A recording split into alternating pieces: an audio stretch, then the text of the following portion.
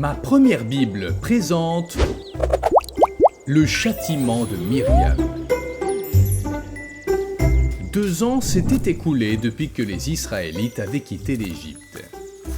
Dieu parla à Moïse dans le tabernacle et lui dit « Fais un recensement, compte toute la communauté d'Israël par tribu et par famille patriarcale, en listant tous leurs noms un par un. Toi et Aaron recruterez les hommes de plus de 20 ans aptes à faire la guerre. Pour cela, compte sur la collaboration d'un homme de chaque tribu qui soit le chef d'une famille patriarcale. » Et c'est ce qu'ils firent. Ils comptèrent chaque Israélite, les organisèrent par tribu et recrutèrent des jeunes pour la guerre. Dieu avait dit à Moïse de ne pas compter la tribu de Lévi. Il lui dit que les Lévites étaient chargés du tabernacle et de tous ses composants.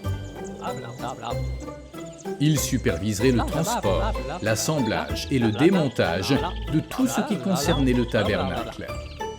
Ils superviseraient aussi le soin du sanctuaire de l'Alliance. Ensuite, Dieu expliqua à Moïse et à Aaron comment les camps de chaque tribu d'Israël seraient organisés et où ils seraient placés. Au centre du campement se trouvait le tabernacle. À l'est se trouverait la tribu de Juda, la tribu d'Issachar et la tribu de Zabulon. Au sud se trouverait la tribu de Ruben, la tribu de Siméon et la tribu de Gad. Au nord se trouverait la tribu de Dan, la tribu d'Asser et la tribu de Nephtali. À l'ouest se trouveraient les fils de Joseph, les tribus d'Éphraïm et de Manassé, et à côté d'elles se trouverait la tribu de Benjamin. Autour du tabernacle se trouvaient les Lévites. Ils étaient divisés en 3 familles. Au nord se trouvait la famille de Merari, au sud la famille de Kehat et à l'ouest la famille de Gershon. Ces 3-là étaient les fils de Lévi. À l'est, à l'entrée du tabernacle, se trouvaient Moïse, Aaron et les prêtres. Le nuage se souleva du tabernacle. Il était temps de quitter le Sinaï. Quand le peuple israélite se mit en route, il emballa tout et s'organisa par tribu.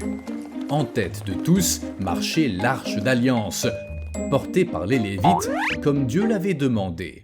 Ils se dirigeaient vers le désert de Paran. Un jour, en chemin, le peuple se plaignit à nouveau de ses épreuves. Dieu entendit les plaintes. Sa colère s'embrasa contre eux et son feu consuma les alentours du camp. Le peuple cria alors vers Moïse. Il pria Dieu pour eux et le feu s'éteignit. C'est pourquoi cet endroit fut appelé Tabéra, là où le feu de Dieu brûla parmi eux. Le 3e jour du voyage, les étrangers mêlés aux Israélites eurent une grande envie de manger. Les Israélites se plaignirent et murmurèrent à nouveau. Ils dirent « Oh, comme c'était bon de manger de la viande! Vous rappelez-vous quand on mangeait du poisson gratuitement en Égypte ?» Et tout le monde soupira. Oui, c'est vrai. Ainsi, tout le monde se mit à parler contre Moïse. On en avait assez de manger de la manne. Vous souvenez-vous de ces melons et des concombres et des poireaux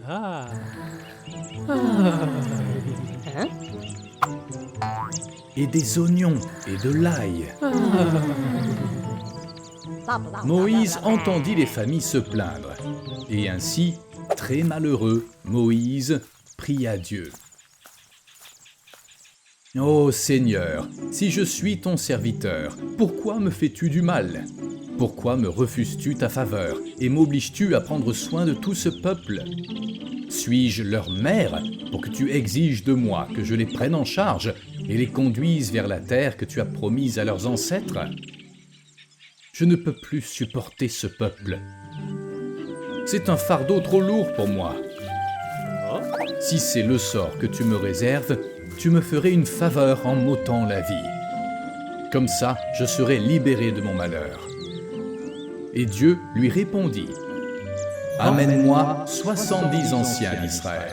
Je partagerai avec eux l'esprit qui est sur toi pour qu'ils t'aident à porter le fardeau que tu as avec ce peuple. Comme ça, tu n'auras pas à le porter seul. Et au peuple, tu diras ceci. Moïse écouta attentivement ce que Dieu lui dit et le partagea avec le peuple. Sanctifiez-vous pour demain, car vous allez manger de la viande. Vous tous qui vous êtes plaints au Seigneur, disant que vous vouliez de la viande et que vous étiez mieux en Égypte, Dieu va vous donner de la viande et vous devrez en manger. Vous n'en mangerez pas un jour, ni 2, ni 10, mais un mois entier, jusqu'à en être écœuré. Et c'est parce que vous n'avez pas apprécié Dieu qui est au milieu de vous, et parce que vous avez pleuré en disant que vous préfériez être en Égypte. Le lendemain matin, Dieu fit tomber des cailles à nouveau. Mais cette fois, il y en avait bien plus que la dernière fois. Et tout le monde se mit à manger et à manger. Ils mangèrent tant que beaucoup moururent de gloutonnerie. C'est pourquoi on appela cet endroit Kibrot Hataava, car c'est là qu'on enterra les gloutons.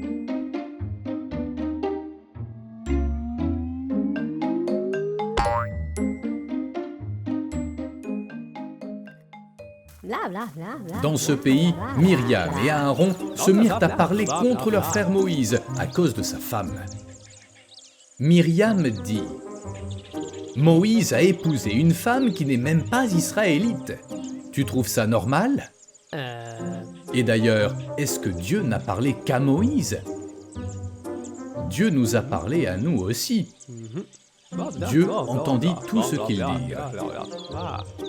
Dieu savait que Moïse était un homme très humble, le plus humble de toute la terre. Alors il dit à Moïse, à Aaron et à Myriam de se rassembler dans le tabernacle.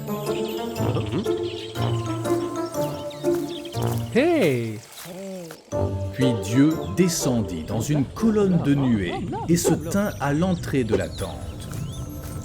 Aaron, Myriam, Dieu les appela et ils s'approchèrent. Écoutez, mais il n'en est pas ainsi avec mon serviteur Moïse, qui m'a toujours été fidèle. Mais il n'en est pas ainsi avec mon serviteur Moïse, qui m'a toujours été fidèle. Avec mon serviteur Moïse, qui m'a toujours été fidèle. Avec lui, je parle face à face, clairement et sans énigme. Il me voit tel que je suis. Comment avez-vous osé parler contre mon serviteur Moïse? La colère du Seigneur s'enflamma contre eux et il se retira. Dès que le nuage s'éloigna du tabernacle, la peau de Myriam devint blanche comme neige. Quand Aaron la regarda, il vit qu'elle avait une maladie contagieuse.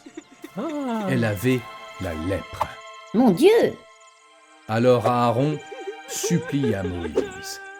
« Je t'en supplie, Moïse, ne nous tiens pas responsables de ce péché que nous avons commis si sottement. Ne laisse pas ce mal s'abattre sur Myriam. » Moïse supplia Dieu. « Ô Dieu, aie pitié, je t'en supplie, guéris-la. » Et Dieu lui répondit. Si ton père avait craché au visage de ta sœur, n'en serait-elle pas humiliée? Eh bien, qu'elle soit exclue du camp pendant 7 jours. Elle pourra ensuite revenir. Moïse leur dit ce que Dieu lui avait dit. Myriam dut donc rester hors du camp pendant 7 jours. Le peuple israélite ne bougea pas jusqu'à son retour. Au bout des 7 jours, Myriam revint en parfaite santé. Les 3 frères et sœurs étaient heureux d'être à nouveau réunis et se serrèrent dans les bras. Ils apprirent ainsi une leçon précieuse. Que parler contre les autres n'est pas bien et ne plaît pas à Dieu. Comment and subscribe below. Commentez et abonnez-vous ci-dessous.